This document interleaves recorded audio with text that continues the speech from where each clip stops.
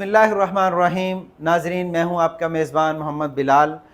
جیسا کہ ہم اپنے پچھلے پوڈ کاسٹ میں بات کر رہے تھے قربانی کے احکام و مسائل کے بارے میں، تو آج مزید ہم کچھ چیزیں جاننے کی کوشش کریں گے.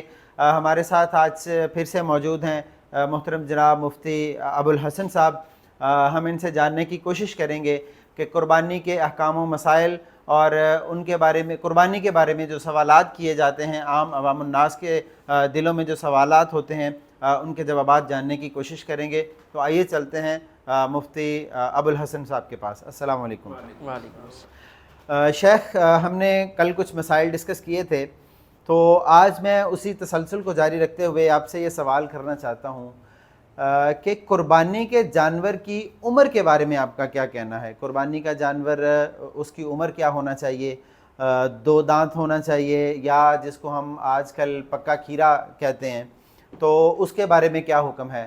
یہ ذرا وضاحت فرمائیے. الحمدللہ والصلاة والسلام علی رسول اللہ، اما بعد. رسول اللہ صلی اللہ علیہ وسلم کا ارشاد گرامی ہے، آپ نے فرمایا لا تذبحوا الا مسنہ. جب بھی قربانی کے لیے تم نے جانور ذبح کرنا ہے تو وہ 2 دانتا ہونا ضروری ہے.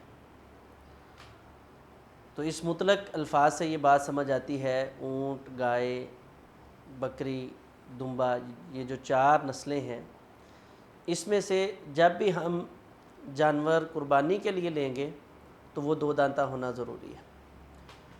پھر رسول اللہ صلی اللہ علیہ وسلم نے فرمایا الا یؤسر علیکم. بعض اوقات کوئی تنگی آ سکتی ہے، تنگی کے مختلف معنی ہیں. 2 دانتا مل ہی نہیں رہا، یا اتنی قیمت انسان کے پاس نہیں ہے، 2 دانتے مہنگے ہو گئے ہیں، تو رسول اللہ صلی اللہ علیہ وسلم نے فرمایا فَتَذْبَحُوا جَزْعَةً مِّنَ الظَّأْنِ. اس وقت آپ جزا کر سکتے ہو. جزا بکری کا بھی ہوتا ہے، دمبے کا بھی ہوتا ہے، اسی طرح گائے کا بھی ہوتا ہے، اونٹ کا بھی ہوتا ہے. سارے جانوروں میں جزا ہوتے ہیں مختلف عمروں کے اعتبار سے. لیکن نبی علیہ الصلوۃ والسلام نے پھر جزا کی بھی آگے قید لگا دی، جزعۃ من الظان. صرف بھیڑ کا جزا جو ہے وہ کیا جا سکتا ہے، اور بھیڑ کا جزا کہتے ہیں جس نے اپنا 1 سال مکمل کر لیا. تو یعنی گائے، اونٹ اور بکرا، ان تینوں کا آسانی ہو یا نا آسانی ہو، جتنی مرضی مشکل ہو، پکا کھیرا جو ہے یا کچا کھیرا یا سال کا، یا بعض لوگ کہتے ہیں جی گھر کا پلا ہوا ہے، تو کوئی بھی ایسی صورت اس کی شریعت اسلامیہ میں اجازت. تو زیادہ سے زیادہ عمر کتنی ہونی چاہیے جانور کی؟ عمر مختلف ہے، 2 دانتا ہونا یہ شرط ہے، اس کے دودھ والے 2 دانت وہ ٹوٹے. اور زیادہ عمر میں یہ نبی سے فرمایا کہ لاغر نہ ہو بہت زیادہ اس کی ایج سے. ہاں، بعض لوگ یہ کہتے ہیں جی 2 دانتا کی شرط ہے تو چوگا بھی نہیں ہونا چاہیے، چھگا بھی نہیں ہونا چاہیے، وہ یہ بھی، لیکن یہ بات ان کی درست نہیں ہے، کیونکہ یہاں پر جو ہے وہ اقل عمر بتائی گئی ہے، کم از کم وہ 2 دانتا ہو، زیادہ سے زیادہ. اچھا شیخ، یہ بھی رہنمائی فرمائیے کہ جانور کے جو عیوب ہوتے ہیں، جو عیب ہوتے ہیں جانور کے، ان کے بارے میں احادیث میں کیا وضاحت ہے؟ اور ایک خاص طور پہ جو عیب، کچھ لوگ اس کو عیب سمجھتے ہیں، کچھ نہیں سمجھتے، کہ جانور کا کھسی ہونا. کچھ لوگ جو ہے وہ اس کو پریفر کرتے ہیں، اور کچھ لوگ کہتے ہیں جی یہ عیب ہے کیونکہ جانور میں. اس کے بارے میں شریعت کیا کہتی ہے؟ جانور کے عیب کے حوالہ سے بنیادی طور پر ایک چیز سمجھیں کہ رسول اللہ صلی اللہ علیہ وسلم نے جس جگہ عیب بیان کیے ہیں وہاں ایک شرط لگائی ہے بینون، اس کا وہ عیب واضح ہونا چاہیے. اس کا مطلب ہے کہ ہلکا پھلکا مخفی جو عیب ہے شریعت اسلامیہ اس کو تصور نہیں کرتی.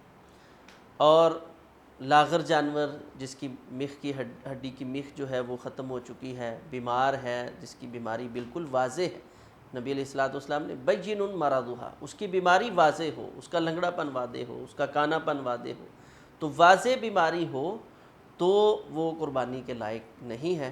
اگر ہلکا پھلکا اس کے اندر کوئی عیب ہے، بہتر یہ ہے لن تنالوا البر حتی تنفقوا مما تحبون، کہ بڑی پسندیدہ چیز خرید کر اللہ کے راستے میں قربان کرنی چاہیے.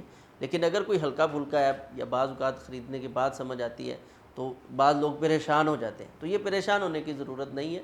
ہلکا پھلکا عیب جو ہے شریعت اس کو تصور نہیں. آپ کے خیال میں یہ خسی ہونا یہ عیب نہیں ہے جانور کا؟ جی، جو خسی ہونا ہے ایک طرف سے عیب ہے، دوسری طرف سے خوبی ہے. تو اس جگہ میں ایک اور بھی بات آپ کو بتا دوں کہ شاید قربانی کے متعلقہ تو وہ مسئلہ نہیں ہے لیکن ضروری ہے، قربانی کے مسائل میں اس کو ضروری ہونا چاہیے، بے شک علماء نے اس کو عام ذکر نہیں کیا۔ سب سے پہلے یہ چیز سمجھے کہ خصی ہونا عیب بھی ہے اور ایک طرف سے عیب نہیں بھی ہے۔ عیب اس انداز سے ہے کہ اس کی جو صلاحیت ہے توالد و تناسل کی وہ ختم کی جاتی ہے اور اس کے جسم کو داغدار کیا جاتا ہے، اور نہیں عیب یا خوبی جو ہے وہ اس انداز سے ہے کہ جو بکرا غیر خصی ہوتا ہے وہ اپنا پیشاب پیتا ہے تو اس کے جسم میں وہ بدبو جو ہے رچ بس جاتی ہے، اور بڑی دفعہ ایسا ہوتا ہے کہ لوگ قربانی کا گوشت صرف اس لیے نہیں کھاتے کہ اس کا جو ٹیسٹ ہے اور جو ہے وہ اچھا نہیں لگا، حالانکہ قربانی کا گوشت کھانا بھی سنت ہے اور عظیم عمل ہے۔ تو اس لیے یہ جس جگہ عیب ہے لیکن شریعت نے اس کو عیب تصور نہیں کیا، شریعت نے اس کو عیب قرار نہیں دیا۔ اگر ایسا خصی جانور جس کے جسم سے بدبو نہ آتی ہو مل جائے تو یہ بہتر ہے، لیکن اگر عموماً بدبودار ہیں تو پھر خصی جانور لینا یہ زیادہ بہتر ہے، کیونکہ لن تنالوا البر حتی تنفقوا مما تحبون، اور اس عیب کو شریعت نے عیب تصور نہیں کیا، اور یہ خوبی بھی ہے کہ جانور کا گوشت صاف ستھرا ہے۔ جو میں مسئلہ ذکر کرنا چاہتا ہوں وہ یہ ہے کہ حدیث پاک میں آتا ہے رسول اللہ صلی اللہ علیہ وسلم نے جلالہ جانور کھانے سے منع کیا، حرام ہو جاتا ہے۔ کوئی بھی حلال جانور وہ اگر گندگی کھاتا ہے، غلاظت نجاست کھاتا ہے تو اس کے جسم میں اس کی بو رچ بس جاتی ہے، تو وہ جانور شریعت اسلامیہ میں کھانا درست اور جائز نہیں ہے۔ اب یہاں پر بعض اوقات جب جانور ذبح کیا جاتا ہے تو اس کی مینگنیاں یا پیشاب وہ جانور کے جسم کے اوپر بہہ جاتا ہے، اور خصوصاً عورتوں کے سامنے ذبح کیا جائے تو وہ کہتے ہیں یہ مکروہ ہو گیا ہے، یہ جسم اتار کے پھینک دو۔ تو اگر حلال جانور کا پیشاب نجس ہو تو پھر یہ جو غیر خصی جانور ہے یہ کسی طریقے سے کھانا ہی جائز نہیں ہوگا، کیونکہ وہ جلالہ بن جائے گا، یعنی عوام میں نجاست ہے پیشاب، اور وہ پیشاب اپنا پیتا ہے اور اس کے پیشاب کی بدبو اس کے جسم میں رچ بس جاتی ہے۔ تو اگر یہ سوچ ہو جیسے عوام کے اندر ہے، اور یہ صحیح اگر سوچ ہو کہ بھئی بکرے کا پیشاب یا مینگنی یہ نجس ہے، بلکہ لوگ آگے بھی کئی چیزیں مکروہ، جی اس کی کھوری مکروہ ہے، اس کے جو ہے نا فلاں چیز مکروہ ہے، وہ گنا کر ایک ضعیف روایت بھی منسوب کی جاتی ہے۔ تو حلال جانور کی ہر چیز پاک اور حلال ہے۔ شریعت اسلامیہ نے جو ہمیں طریقہ بتلایا وہ کیا ہے؟ یا ایھا الناس کلوا مما فی الارض حلالا طیبا، حلال کھانا ہے، حلال کے بعد جو چیز آپ کو لذیذ لگتی ہے۔ جب ہم کہتے ہیں نا کہ یہ چیز حلال ہے تو آگے سے جواب یہ آتا ہے اچھا جی پھر کھا کے دکھائیں۔ تو شریعت نے فقط حلال نہیں کہا، حلال کے بعد طیب، اور طیب کا معنی یہاں پاک نہیں ہے بلکہ لذیذ، جو آپ کے من کو اچھی لگتی ہے۔ جو چیز آپ کے من کو اچھی نہیں لگتی شریعت نے اس کو آپ کو کھانے کی اجازت نہیں دی، اور وہ مکروہ ہو جاتی ہے۔ تو اس لیے اس کا پیشاب، اس کی مینگنی یہ مکروہ ہے۔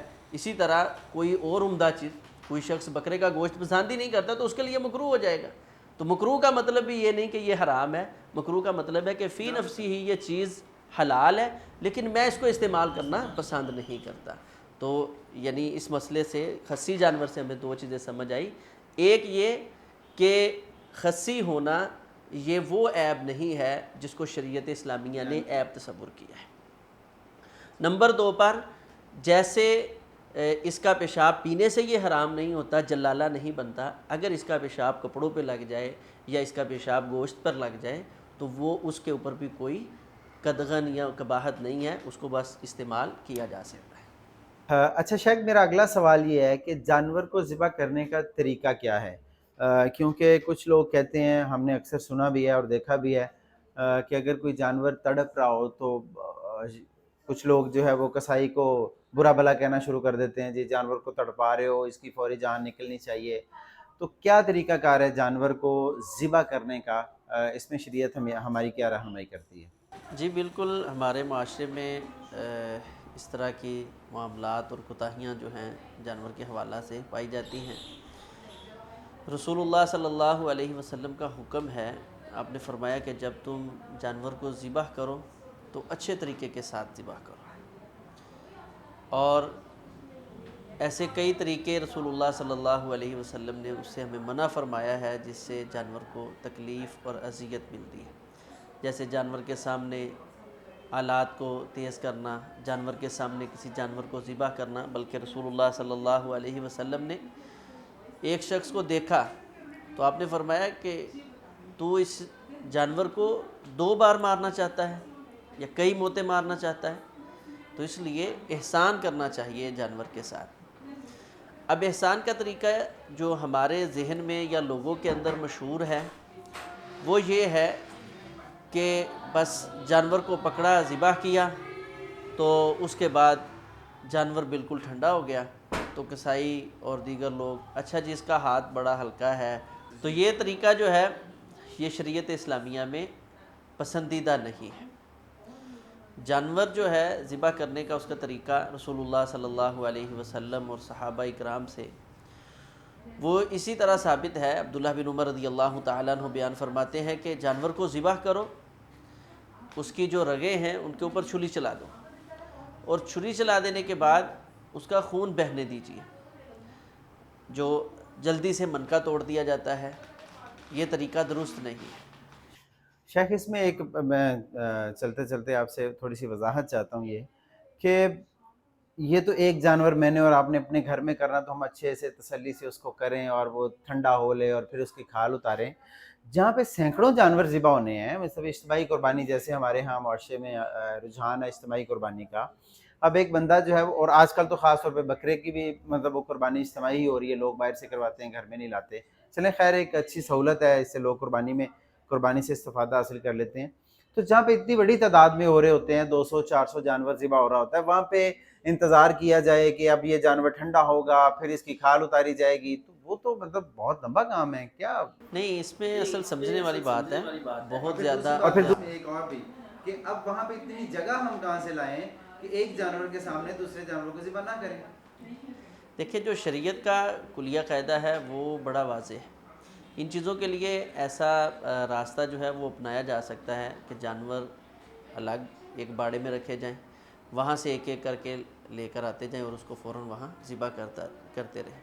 اگر ان کے سامنے جانور ذبح کرے گا تو یہ ایک وقت ہے جس کے ساتھ جانور کو اذیت ملتی ہے، جانور آیا اچانک اس کو پکڑا ذبح کر دیا تو اس میں اذیت کم ہے، تھوڑی سی مینجمنٹ کرنی پڑے گی۔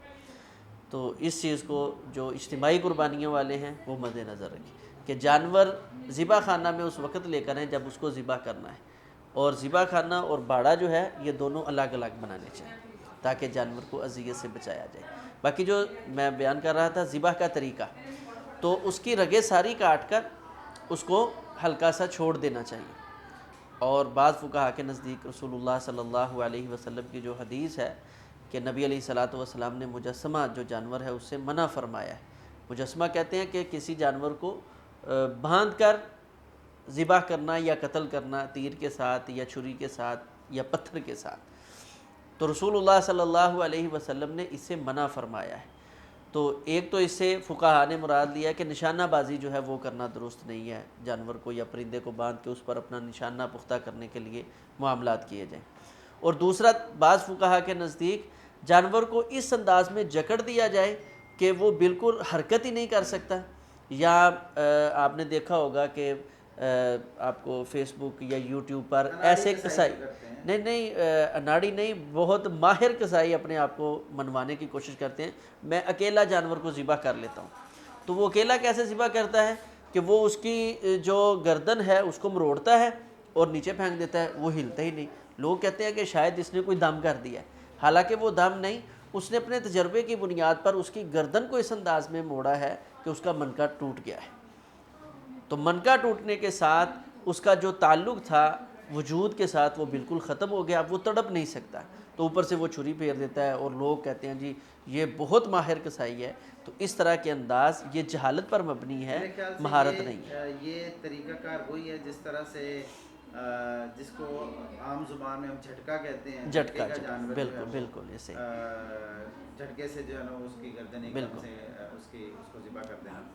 تو منکا بھی نہیں توڑنا اور فوراً پانی بھی نہیں ڈالنا اور اتنی مضبوطی سے بھی نہیں باندھنا، تو ہلکا سا اس کو چھوڑیں تاکہ اس کی جیسے شاید آپ نے بھی دیکھا ہو یا ہمارے ناظرین اس کو بخوبی سمجھتے ہیں کہ دیہاتوں میں جب جانور ذبح کیے جاتے ہیں تو سیانے لوگ جو ہیں وہ کہتے ہیں اس کی پچھلی جو ٹانگیں ہیں وہ چھوڑ دو، آگے اس کو مضبوطی سے پکڑو تاکہ تڑپے۔ اب ہمارے ہاں یہ تصور پایا گیا لو جی جانور کو تڑپایا گیا ہے تو یہ اذیت ہے، یہ جانور کو اذیت نہیں ہے۔ اور ویسے بھی سائنٹیفکلی طور پہ بھی یہ چیز اپرووڈ ہے کہ اگر آپ جانور کا خون اس کی نالیوں سے یا اس کی وین سے اچھی طرح نہیں نکلا تو اس کا وہ صحت کے لیے فائدہ مند جانور بالکل دیکھیں کہ دم مسفوح شریعت اسلامیہ نے حرام قرار دیا اور وہ رگوں سے بہنے والا خون ہے۔ تو اب یہ جتنے طریقے ہیں اس کو جکڑے رکھنا، اس کو جو ہے اوپر پانی فوراً ڈال دینا، اس کا منکا فوراً توڑ دینا، اس کے عوض خون جو ہے رگوں کے اندر رہ جاتا ہے، تو یہ صحت کے لیے اس لیے مضر ہو جاتا ہے۔ اچھا شیخ، اس میں ایک تو مسنون دعا کا بتائیے۔ عام جانور جو ذبح کرنا ہے اس کے لیے بسم اللہ واللہ اکبر یہی کافی ہے اور یہی مسنون ہے، لیکن قربانی کا جب جانور ذبح کریں گے تو اس کے لیے الگ سے رسول اللہ صلی اللہ علیہ وسلم سے مسنون دعا ہے، ثابت ہے۔ انی وجہت وجہی للذی فطر السماوات والارض حنیفا وما انا من المشرکین ان صلاتی ونسکی ومحیای ومماتی للہ رب العالمین لا شریک لہ وبذالک امرت وانا اول المسلمین۔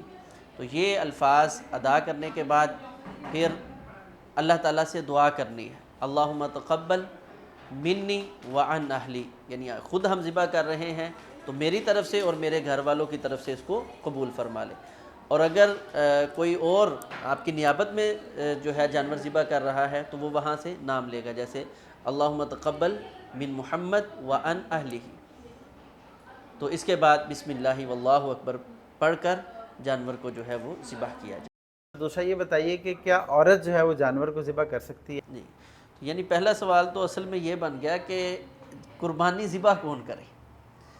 تو جس کی قربانی ہے اس کو چاہیے کہ وہ خود ذبح کرے، یہ سب سے پسندیدہ عمل ہے۔ اب اس میں یہ مرد سوال کی پیدا ہے ہوتا تو ہے مرد کہ جس کی قربانی، اور ہمارے ہاں معاشرے میں یہ چلتا ہے اور ہم نے تو اکثر گھرانوں میں یہ دیکھا ہے کہ جی وہ جانور ذبح ہونے لگا ہے تو وہ دادی کا ہاتھ لگوا لو، نانی کا ہاتھ لگوا لو، یہ اس کی طرف سے ہو رہی ہے تو اس کا ہاتھ لگوا لو، مطلب چھری کو ہاتھ لگوانے۔ تکلفات درست نہیں ہے، یہ تو تکلفات ہے۔ اگر ہمت کرنی ہے تو پوری ہمت کرے، پھر پورا ہاتھ لگائے اور ذبح کرے۔ جو انسان اللہ تعالیٰ انسان سے چاہتے ہیں کہ اس کے اندر یہ ہمت اور جرت پیدا ہو، تو اس ہمت اور جرت کے پیدا کرنے کے لیے تو یہ قربانی اور اس کا ایک سلسلہ، اس کی ایک حکمت یہ بھی ہے۔ تو اپنا جانور خود، جیسے ابو موسیٰ اشعری رضی اللہ تعالیٰ عنہ اپنی بیٹیوں کو حکم کیا کرتے تھے کہ وہ اپنی قربانی خود ذبح کریں، تو صحابہ کا یہ عمل ملتا ہے۔ رسول اللہ صلی اللہ علیہ وسلم نے ویسے مطلقاً، ایک عورت نے پتھر کے ساتھ اپنی بکری کو ذبح کیا، رسول اللہ صلی اللہ علیہ وسلم کے پاس جب بات پہنچی تو آپ نے فرمایا اس کا ذبح بالکل درست ہے۔ ہمارے بعض علماء یہ سمجھتے ہیں کہ شاید جو عورت ہے وہ جانور نہیں ذبح کر سکتی، اور اس کی ایک حکمت یہ ذکر کی جاتی ہے کہ پتہ نہیں وہ ایام کی حالت میں ہے، اب وہ دعا پڑھے نہ پڑھے، تو یہ صرف ہماری سوچ ہے۔ دعا پڑھے گی اور جانور ذبح کرے گی، نہ دعا پڑھنا منع ہے نہ جانور۔ اس سے شیخ اگلا سوال میرا یہ ہے کہ جو عام ہمارے معاشرے میں، اور شریعت بھی یہ کہتی ہے کہ اگر آپ پورا جانور نہیں کر سکتے تو حصہ ڈال لیں، اور حصے کے بارے میں بہت سارے سوالات اور بہت سارے جو ہے وہ کویسچن مارک ہوتے ہیں جب قربانی کی جاتی ہے۔ اور ہم نے بھی دیکھا اکثر کہ جب ہم قربانی کرتے ہیں تو لوگ آگے کہتے ہیں جی اچھا میرا حصہ، میری نماز فلاں جگہ پہ اس ٹائم پہ ہے تو آپ نے تب تک قربانی نہیں کرنی جب تک جو ہے وہ ہم نماز نہ پڑھ لیں۔ اور کچھ لوگ کہتے ہیں جی آپ نے قربانی کر کے ذبح کر کے مجھے بتا دینا ہے کہ میرا نام لے کے قربانی کرنی ہے۔ تو مطلب یہ کیا طریقہ کار، یہ درست ہے؟ اب فار ایگزامپل جیسے 50-60 گائے 100 گائے ہو رہی ہیں تو اس میں 700 حصہ دار بنتے ہیں، تو وہ 700 حصہ داروں کو اطلاع کرنا لازمی ہے کہ آپ کا جانور ہو گیا ہے، آپ ناخن تراش لیں، آپ جو ہے وہ بال کٹوا لیں، تو کیا کہتی ہے شریعت اس بارے میں؟ جی، یہ تو جو لوگ اجتماعی قربانی کرتے ہیں انہوں نے مینشن کیا ہوتا ہے، گائے نمبر لگایا ہوتا ہے کہ یہ فلاں بندے کی اتنی گائے نمبر ہے، اتنی گائے نمبر، اس حساب سے ٹائم وغیرہ سیٹ کیا جاتا ہے۔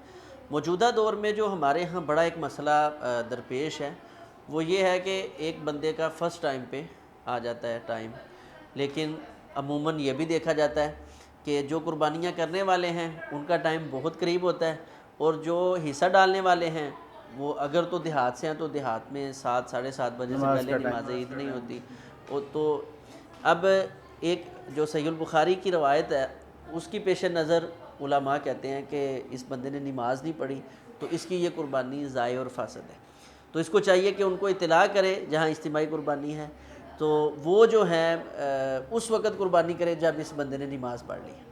تو ایسا یہ ایک تکلف ہے، یہ کوئی مناسب نہیں ہے۔